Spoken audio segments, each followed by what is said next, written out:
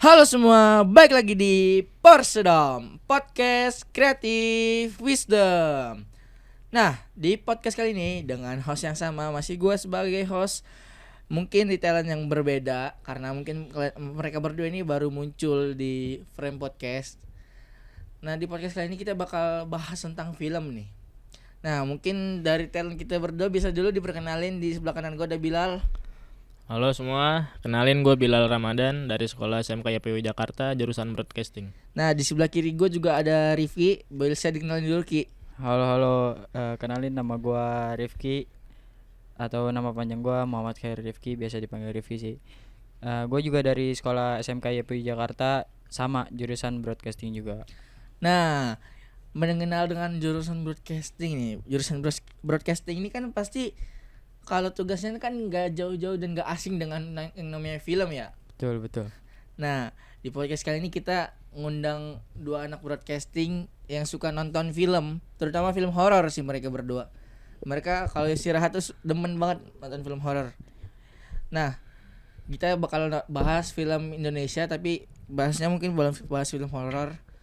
Nah, gue mau tanya nih ke Bilal sama Rifki.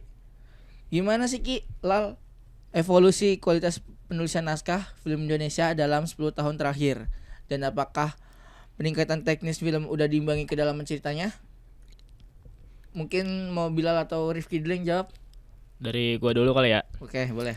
Kalau menurut gue alur cerita horor Indonesia masih banyak yang gantung, masih yang mind blowing, gampang ngebosenin, juga alurnya maju mundur juga nggak jelas. Tapi kalau menurut gue dari segi teknisnya udah bagus, dari kamera, dari lighting, dari VFX juga udah bagus. Kalau dari Rifki gimana Ki jawaban lu? Kalau menurut gue sih dari perkembangan zaman dulu sama zaman sekarang sih udah jauh banget ya, apalagi zaman sekarang teknologi kan juga makin canggih ya. Bener banget. Dari mulai kamera, terus lighting juga, VFX itu udah berkembang pesat jauh banget. Jadi kualitas kamera juga, ya kualitas film udah jauh lah dari yang dulu. Nah, kalau kita bahas film horor Indonesia 10 tahun kebelakangan juga kan pasti filmnya apa sih? Susana. Terus Iya. si manis Bolong. ya Sundel Bolong, si manis jembatan Ancol. Betul. Terus biasanya Pocong Joget tuh. Biasanya gua kalau nggak salah pemerannya tuh Aldi Taher, pokoknya trio ubur-ubur. Iya.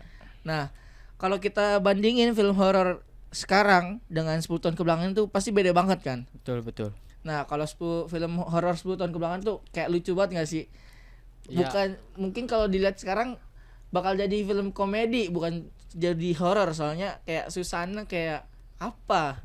Tiba-tiba orang makan kayak yang kita tahu kan episode Susana kan juga lumayan banyak kan. Iya.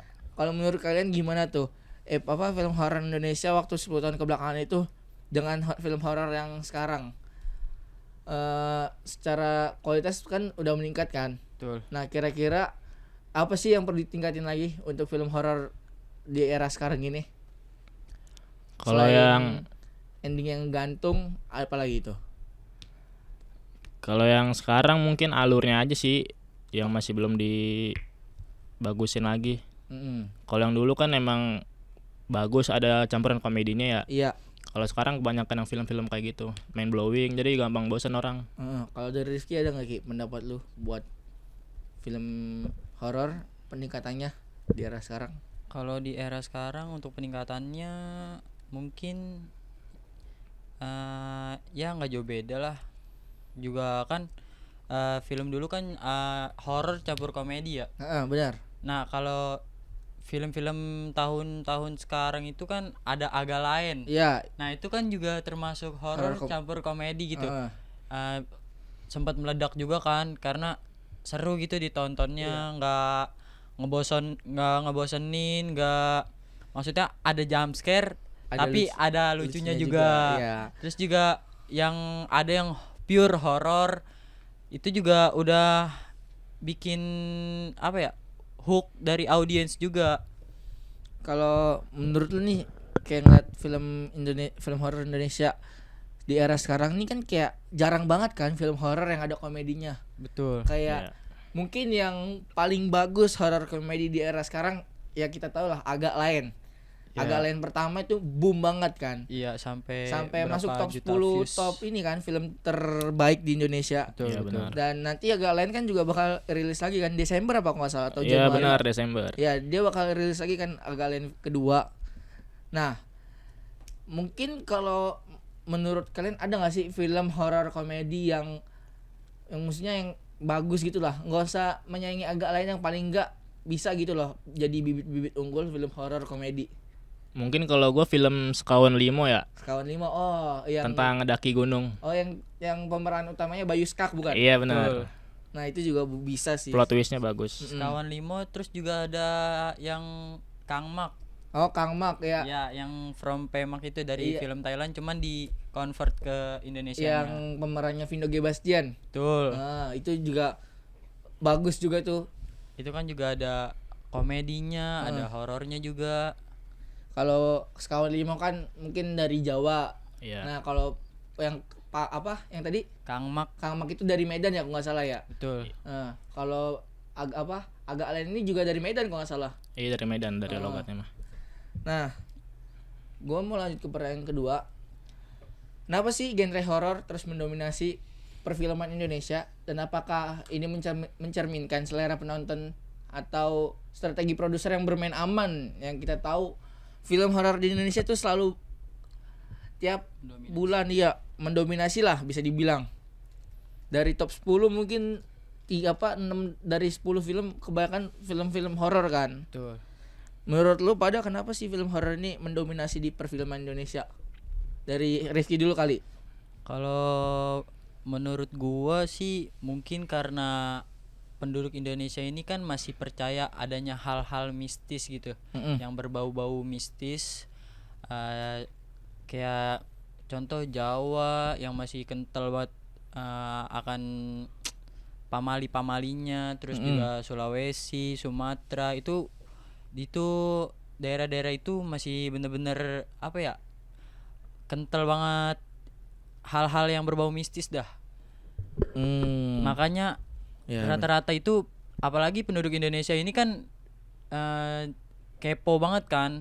bener. Makanya penasaran gimana sih kayak ngeliat hantu, penasaran banget. Makanya film horor ini bisa mendominasi di Indonesia.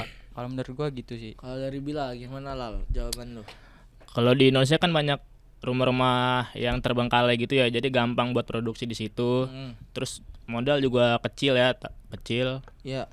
Sama orang-orang Indonesia kan juga penasaran ya sama film-film horor. Itu beneran apa enggak sih? Jadi pada FOMO nonton. Mungkin itu sih. Kalau mungkin dari gua sebagai host, kenapa perfilman Indonesia selalu mendominasi, mungkin ya benar yang kata Heru juga, terus kata Bilal juga benar. Terus mungkin ada gua dari gua ada tambahan, selain itu kayak warganya itu terlalu gampang percaya gitu dengan apa yang ada di film. Iya benar. Iya, Jadi yang di film ini dibawa ke sugesti ke dunia nyata. betul. Jadi mungkin itu yang kenapa dunia perfilman horor Indonesia selalu mendominasi. Iya. Fun fact nih, gua boleh cerita sedikit ya. Boleh banget. Gua kalau pulang kampung tuh kayak ngerasa hal-hal yang berbau mistis tuh di diri gua kayak ada aja gitu. Tapi kalau ketika lu lagi di Jakarta, lagi di rumah sendiri nggak ada. Nggak ada, pokoknya apalagi di kampung di Jawa kan. Jawa kan bener-bener kayak gimana gitu. Rumah gua aja nih kalau ke kamar mandi bahkan siang-siang pun itu gua pasti takut, nggak berani. Berarti lu masuk ke dalam orang yang gue sebutin tadi, yang nonton film sugestinya kebawa ke dunia nyata. Ya mungkin dari situ juga sih. Soalnya ada beberapa orang yang nonton film horor, dia suka nonton film horor tapi dia penakut. Jadi kayak dia suka sama hal itu, tapi dia kayak gimana ya, dibawa hal suka itu ke sugesti ke dunia nyata. Jadi sugesti ke pikiran juga maksudnya. Kalau gue tipikal ya udah, gue nggak suka nonton film horor, biasa-biasa aja, nggak suka nggak ya, kayak nggak suka banget lah. Tapi gue juga nggak takut begituan. Nah, mungkin lanjut pertanyaan ketiga atau pertanyaan terakhir. Kira-kira regulasi sensor dan tekanan sosial media masih menjadi hambatan terbesar nggak sih bagi kebebasan berekspresi di sinema Indonesia? Kayak apa kan kalau film horor kan kita tahu ada pembunuhan darah-darah. Iya betul. Kayak terus adegan yang 21 plus Iya yang adegan itu dewasa. hanya. Iya. Terus menurut lo udah ini nggak menjadi regulasi sensor Indonesia menjadi ini nggak hambatan terbesar bagi kebebasan berekspresi? Kalau dari gua sih karena kan film horor ini kan gak semuanya yang nonton orang dewasa ya. Jadi ada sebagian juga anak kecil yang nonton, ya mungkin gak jadi hambatan gitu buat berekspresi, apalagi buat yang di bawah 18 tahun itu kan belum paham yang begitu-begituan. Ya jadi buat edukasi juga buat yang di bawah umur. Ya kalau menurut gue itu. Kalau dari Bilal ada jawaban lain atau tetap sama nih Lal? Kalau gue tetap sama sih kayak Rifki juga. Yang kita tahu juga kemarin film apa tuh horor Indonesia yang ada sensor, ada 2 versi kan kalau nggak salah. Iya. Yang versi di sensor. Oh ini Pabrik Gula. Iya, Pabrik Gula itu kan juga ada apa versi yang anak-anaknya ada yang versi 21 plusnya kan. Iya. Betul. Mungkin itu menurut kalian tuh jadi hambatan gak sih? Kalau menurut gue sih enggak sih. Kenapa tuh? Kecuali kalau orangnya tuh penasaran yang uncut itu yang 21 plus mungkin iya. Tergantung tempat bioskopnya juga. Ya benar sih. Mungkin gue mau nambahin satu pertanyaan sebelum kita tutup sesi podcast ini. Kira-kira gimana sih platform streaming kayak Netflix, Prime sama video mengubah cara film di Indonesia diproduksi dan dikonsumsinya? Apakah ini membawa kualitas yang banjir atau sorry apakah ini membawa kualitas yang justru banjir atau produksi cepat? Kalau menurut gua ada dampak positif sama negatifnya nih. Kalau positif mungkin kalau orang yang jarang keluar atau emang males ke tempat bioskop mungkin cocok di platform kayak Netflix, HBO Max atau Klik Film gitu kan banyak ya. Mungkin itu. Kalau negatif paling banyak yang platform ilegal juga. Ya, yang kita tahu kebanyakan Iya. oknum juga masih nonton di website ilegal kan. Iya. Lanjut, ada lagi dari Bilal apa udah? Kalau gue itu aja. Kalau dari Heru gimana, Ru? Kalau dari gua sih masalah platform digital ya udah cukup lah, apalagi buat orang-orang yang rumahnya tuh jauh dari kota gitu, yang bener-bener jauh dari mall, yang nggak bisa nonton ke bioskop gitu, nggak punya waktunya. Nah dia jadi bisa nonton lewat platform digital kayak Netflix lah, terus video lah, itu ya udah maju banget gitu. Tapi yang kita tahu kan kalau film horor di bioskop muncul ke platform digital itu mungkin setelah 6 atau 1 tahun film yang di bioskop ini hilang kan, baru dimunculin di platform digital lah. Betul. Kayak contohnya apa tuh yang biasa kalian tonton di Netflix atau video film horor yang pernah di bioskop terus ditaruh di Netflix? KKN mungkin. Oh, apa? KKN di Desa Penari. Penari. Oh, banyak itu. sih. Oh, oke.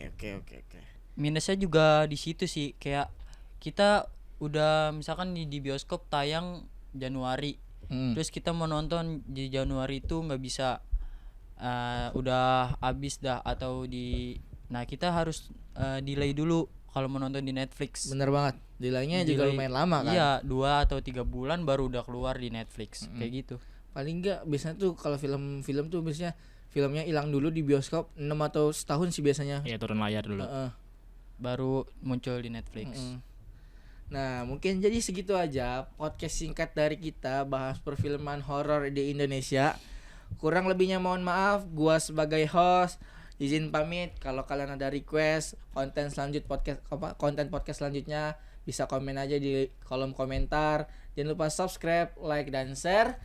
Dan see See you you. guys, bye bye.